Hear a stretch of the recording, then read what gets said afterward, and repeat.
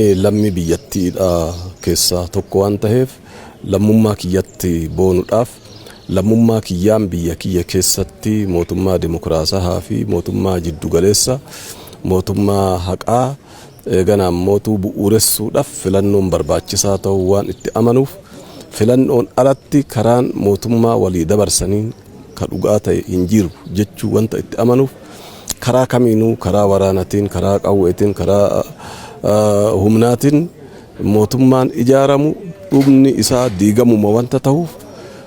kan hawaasa bakka bu'u waan hin taaneef mootummaan hawaasa bakka bu'u mootummaan dhugaa mootummaan sirriidha mootummaa hawaasni lammiin biyyoolessaa bahee na bakka bu'a anaaf ta'a anatu laallate anatu filate jedhee gara fuulduraatillee mataa ol qabate onnee guutuudhaan itti dubbatu akkasuma mootummaa akkasii filuun maal fayyada nageenya biyyaatiif murteessaadha misooma biyyattiitiif murteessaadha biyyattiin dorgomtii taatee biyya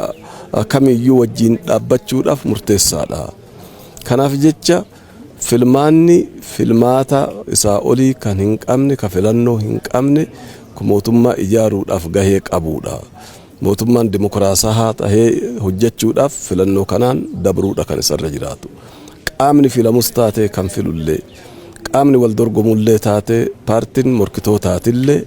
kanuma hubachuudhaan qaama injifate paartii injifateef karaa nagahaatiif yoo walii dabarsan jaalalaaf gammachuun kabajaan isa injifateef walii dabarsuudhaaf qophaa'uun isaanirra jiraata keessumaanuu hawaasni muslimaa Itoophiyaadha dhimmichi kun carraan amma argame kun yeroo biraa deebi'ee argamuudhaaf waggaa 5 kan barbaachisu wanta ta'eef carraa kanatti fayyadamuudhaan mirga argatetti boonaa isa hafe immoo mirkaneeffachuudhaaf gaafii muslimaa dachaadhaan kan tuulamee jiru deebii argachuudhaaf mootummaa naaf ta'a jedhe bahee filachuun isarra jira jedheetiin amana.